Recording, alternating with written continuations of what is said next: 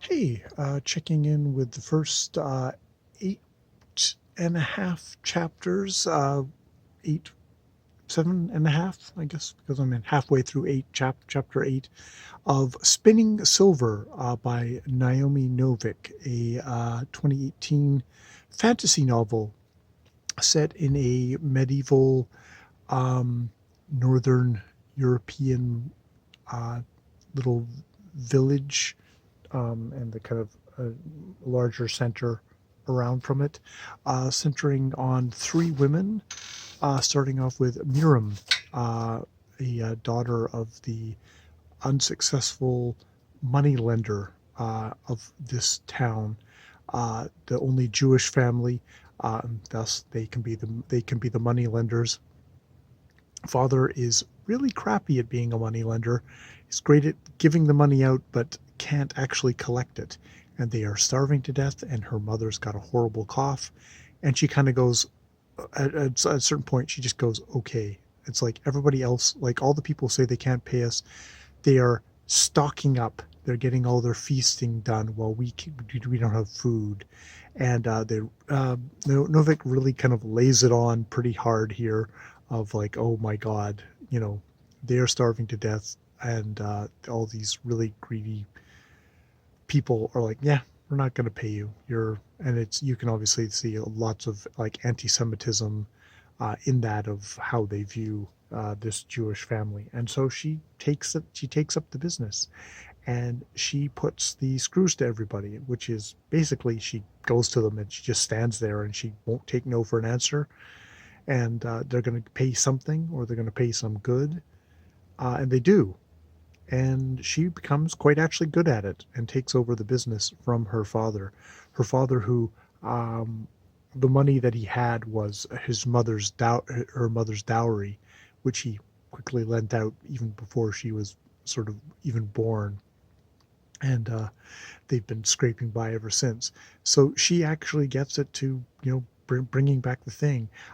She's so successful that she hires Wanda, the second woman, female voice in this novel, of a very strong, broad-shouldered, blonde, I'm assuming kind of Christian family farmer who's, he's a complete wastrel. Basically, he borrowed the money he borrowed like way more money than he could ever pay back with his farm, and drank it all, and got drunk, beat his beat his beat his family.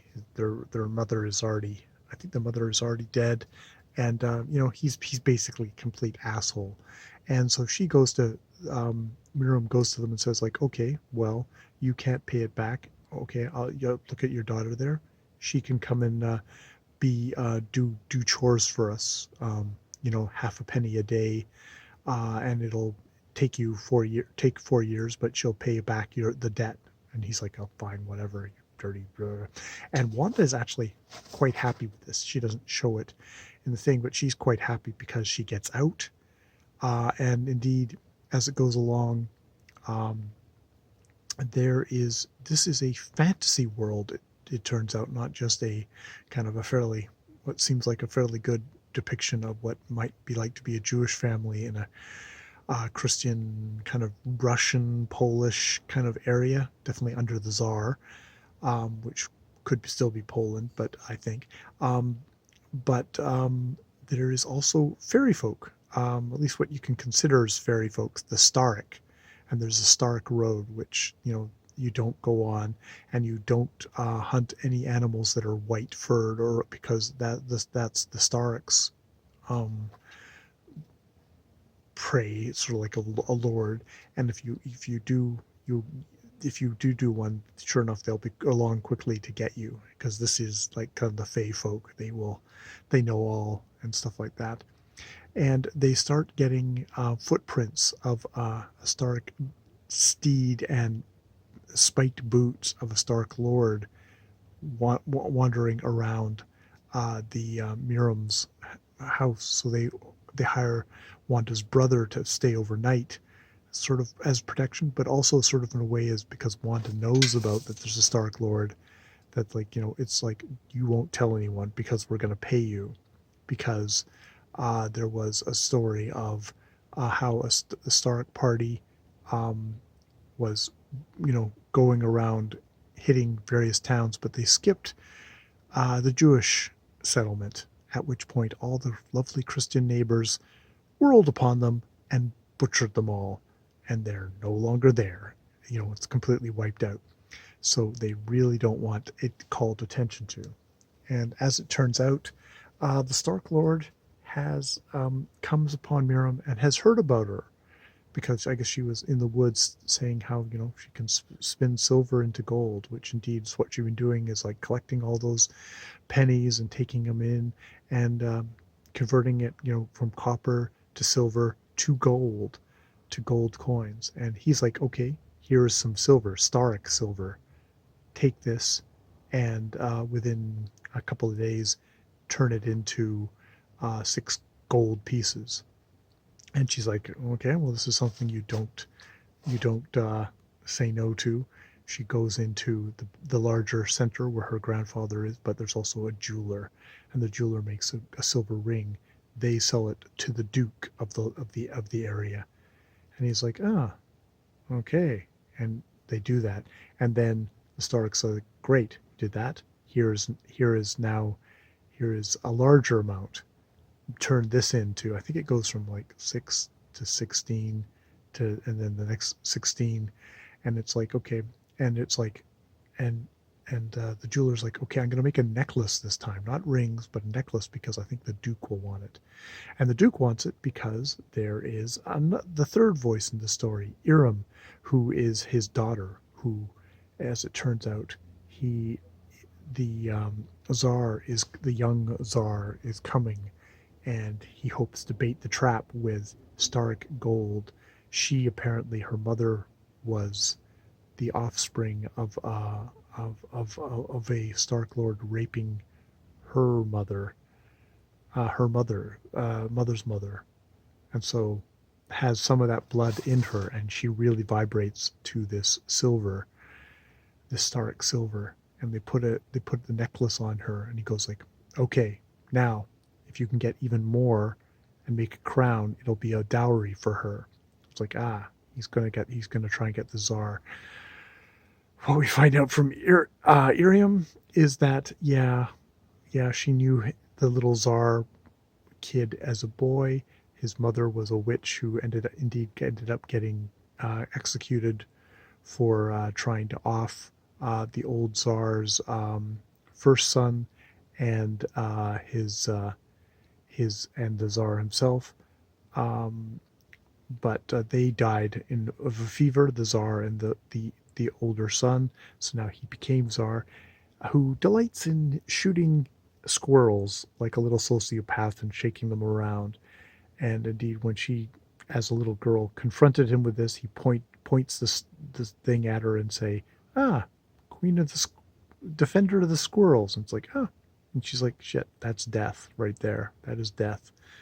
But he puts it down, and then for the rest of the time he's there, she keeps on finding dead squirrels around, and her maid is like, this is really bad news, and keeps her in a room, and they basically keep her away from this little sociopath, who I'm assuming has probably grown up to be just as bad.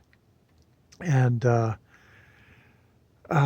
is who they're going to try and get her married to. And indeed, the Stark Lord, when she's coming home with the gains from the necklace, which is like 20 gold pieces, a lovely cart person who she's been hiring with fairly generous money to take her from her little village, and is a well-loved guy in the village, good guy, pulls out a knife and comes for her, saying, you dirty, basically, J word, I'm using it as a slur, I'm gonna, you're taking money from harder working people, I'm gonna kill you and take your money, and feel completely justified from it, because you're just, you're evil, you're an evil Jewish person. And he was going to do that, but then the Stark Lord shows up, who's got his own purposes, puts the hand on him, he turns white, lips blue, walks back to the thing kind of robotically. He says, he gets the money, they get onto the thing, and this Olaf guy, whatever his name is, just drives her back to the thing. She jumps off the thing. He drives the thing away. The next day, it turns out, yeah, he put away all the horses and plumped over dead. Eyes open, turned blue, which everyone assumes he had a heart attack and froze to death.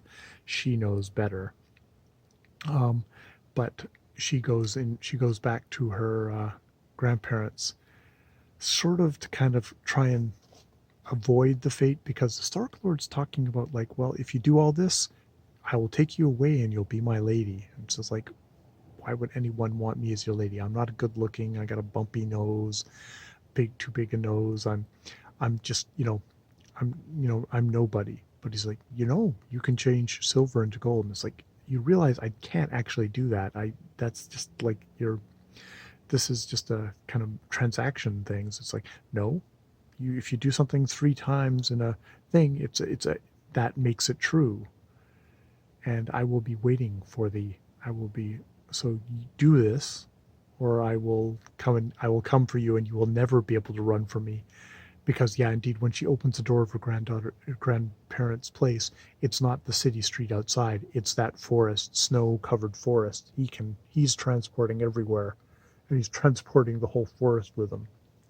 So, yeah, it is a good start. You definitely get that kind of hard bitten, kind of thing of, like, it is just so fucking dog eat dog, peasant world, which, hopefully kind of erases a lot of the nostalgia that people get, warm, cuddly nostalgia we get from people took care of each other back in the old days. It's like, yeah, unless you were an outsider, at which point they fucking gutted you, and would have, as she says, yeah, if I hadn't stuck up for myself, if I hadn't done all this stuff to make everyone hate me by getting our money, they would have quite happily killed off my mother, who would have, died from basically starvation, malnourishment, and I would have gone as a beggar into my grandparents' house to live quiet as church mouse, as a nothing, as a nobody. So